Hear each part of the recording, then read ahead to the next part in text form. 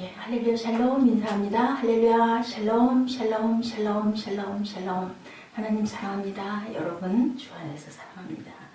오늘 여호수아 6장 1절에서 7절까지의 말씀, 은혜가 충만한 교회는 어떤 교회인가, 은혜가 충만한 교회라는 제목으로 우리 함께 은혜를 나눠보도록 합니다. 이 시대에 살아가면서 우리가 항상 가장 중요한 거제도 우리 금요 예배 때 말씀드렸지만 마음의 불안, 근심, 걱정 이런 부분들이 가장 큰 문제입니다. 하나님이 주시는 마음이 아니라 우리의 마음의 연약함이죠. 사단이 우리에게 안 돼, 그건 할 수 없을 거야. 자꾸 이런 마음을 줘서 마음이 불안하고 항상 염려가 되는 그런 마음이다. 여호수아도 사람이었기 때문에 믿음으로 이제 모세에게서 리더의 역할을 넘겨받기는 했지만 이제 앞에 딱 어디에요?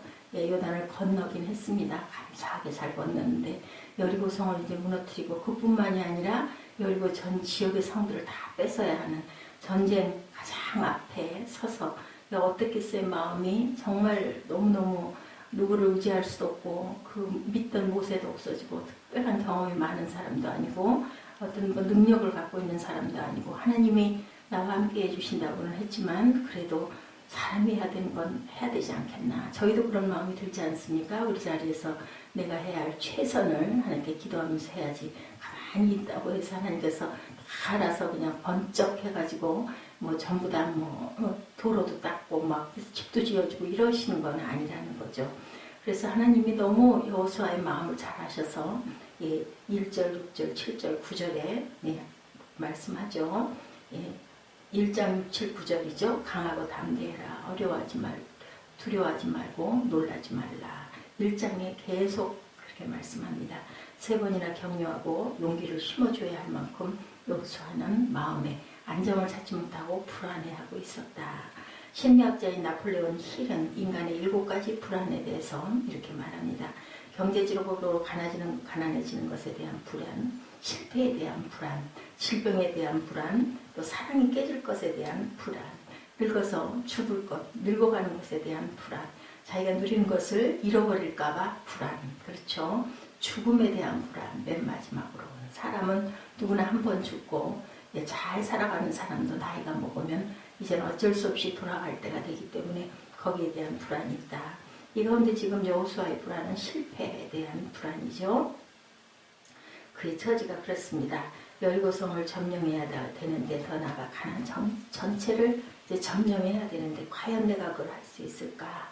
준비도 해야 할 건데 이렇게 막연하게 이렇게 있어서는 안 될 텐데 이런 마음이 들 겁니다.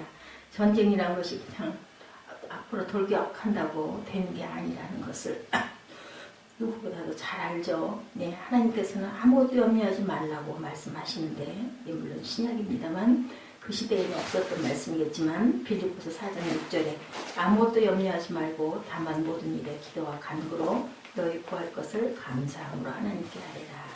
아무것도 염려하지 말래요. 두려워하지 말라고 말씀을 하시지만 사람의 눈으로 볼 때는 도대체 저 여리고성 어떻게 점령을 하고 그 성뿐만이 아니라 그 주변에 있는 많은 성들을 다 점령해서 가나안 땅을 이제 우리 땅으로 차지하고 이제 지역도 다 나눠줘야 되고 해야 할 중차된 일 앞에서 여호수아는 아주 걱정을 합니다. 하나님이 도와주실 것이기는 하겠는데 과연 이런 마음이 있었다는 거죠. 그렇기 때문에 하나님께서 1장에서 계속 두려워하지 말라, 놀라지 말라, 염려하지 말라. 내가 내 하나님이 됨이라. 내가 너와 함께 할 것이다. 계속 말씀을 하신 거죠. 이사야 4장 41장 13절입니다. 이는 나 야훼 너의 하나님이 내 오른손을 붙들고 내게 이르기를 두려워하지 말라. 내가 너를 도우리라 할 것임이라.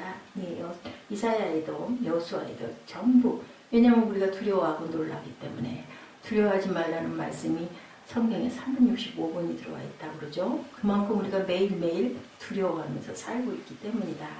하나님은 우리를 그러면 어떻게 도와주실까? 우리 봅니다. 하나님께서는 필요를 따라 우리를 도우시는 하나님. 우리를 도우시되 우리의 삶에 가장 적절하게 너무 넘치지 않게 우리가 정말 할 수 있을 만큼 우리가 노력을 하게 하고 나머지는 하나님이 도우신다. 지금 이스라엘이 가장 필요한 것은 유능한 지도자였기 때문에 모세를 통해서 누구를 여호수아를 다 기름을 부어서 이제 네가 지도자다 하고는 모세는 이미 예두고산에서 잠을 잡니다. 돌아갔죠. 조선 수군의 이순신 장군이 있었기에 해전을 백전백승으로 이끌어낸 것처럼 아주 중요한 것은 리더가 중요합니다. 장군이 중요하죠. 여호수아는 아마 이렇게 그 이순신 장군처럼 용맹한 장군도 아니었을 겁니다. 본인이 너무나 잘 알아요. 그러다 보니까 우리가 가끔 그러죠. 나는 정말 그런 부분은 젬병이야, 못해, 난 자신 없어, 이런 것처럼 여호수아도 내가 어떻게 전쟁에 나가서 승리를 할 수가 있겠어, 저 여리고성을, 이런 마음이 눈으로 보이는 게 그렇기 때문에 믿음은 믿음인데 우리가 그럴 때 있지 않습니까? 염려를 열심히 죽자고 한 거죠. 그래서 그가 이르되 아니라 5장 14절에도 보면 군대 대장으로 나타나시죠. 하나님께서 나의 야훼 군대 대장으로 지금 왔느니라 하는지라. 당신 내 편이요 적군 편이요. 누군가가 칼을 들고 서 있으니까 이렇게 물어본 장면이 5장 14절에 나옵니다. 13, 14절에. 지금 그들에게는 십자가 주님이 필요한 상황이 아니고 뭐요? 칼든 장군들이, 장수들이, 용맹한 훈련된 군졸들이 필요한 건데 이걸 도대체 어떻게 했으면 좋을까? 하나님은 그들에게 가장 필요한 모습으로 칼을 들고 나타나시죠. 전능하신, 전쟁에 능하신 왕으로, 장군으로 나타납니다. 우리 하나님은 전쟁에 능하신 여호시라. 시편 24편 8절에 영광의 왕이 누구시냐? 강하고 능한 여호와시오. 전쟁에 능한 여호와시로다. 우리 찬양하지 않습니까? 하나님께서는 모든 전략을 다 가지고 계시는 하나님이다. 그죠? 손자보다 또한 클라우지의 비추보다 탁월한 기술자고 병법자라는 것을 우리가 알아야 된다. 욥기 12장 13절입니다. 지혜와 권능이 하나님께 있고 계략과 명철도 그에게 속하였나니. 우리 하나님은 어떤 전쟁도 이렇게 승리로 이끌어내시는 하나님이시고, 두 번째는 하나님의 작전이죠. 꼭 필요한 모습으로 우리에게 첫 번째로는 오시고 두 번째로는 하나님의 작전입니다. 일방통행이 아니라 쌍방통행을 하시겠다. 말 그대로 통역이죠. 군대 대장으로 오신 야훼 하나님은 자기 혼자 하는 게 아니라 모든 사람들이 한 마음으로 함께 돌도록 그렇게 합니다. 그런데 그 작전은 사람들이 보기에는 전혀 말도 안 되는 작전이었다. 이해할 수 없는 작전이었다. 하나님은 작전은 사람으로는 이해할 수 없는 참으로 난해한 작전. 다음은 3절에서 5절 사이에 나타나 있는 작전의 내용입니다. 6장 3절에서 5절 사이에 나타나 있는 작전도입니다. 모든 군사는 여리고성을 둘러 성 주위를 매일 한 번씩 돌 때 엿새 동안을 돌라고 하시고, 제사장 7은 7 양각 나팔을 잡고 언약궤 앞에서 나아가라고 하시고, 7째 날에는 그 성을 7번 돌며 제사장들은 나팔을 부으라고 합니다. 이게 도대체 이렇게 한다고 그 성이 무너지겠느냐는 거죠. 그것은 그 승리의 작전은 누르노 우리의 보기에는 전혀 아닌 일단은 믿음의 싸움이었다. 이것은 믿음으로 우리가 나아가야 된다라는 거죠. 우리의 머리나 우리 지혜는 아무 필요가 없다. 내가 여리고와 그 왕과 용사들을 내 손에 넘겨주겠다라고 말씀했으면, 하나님이 말씀했으면 전혀 아닌 것 같아도 믿고 구하는 것은 답인 줄로 믿어야 된다. 믿음의 싸움은 일반 싸움과는 다르다는 것. 총칼로 싸우는 게 아니죠. 말씀으로 천지를 창조하신 것처럼 믿음은 말씀이 곧 믿음이 된다는 것. 그래서 우리는 그것을 바라보고 눈앞에서 실현된 것을 믿고 가야 된다. 여호수아도 14장 9절에 보면요.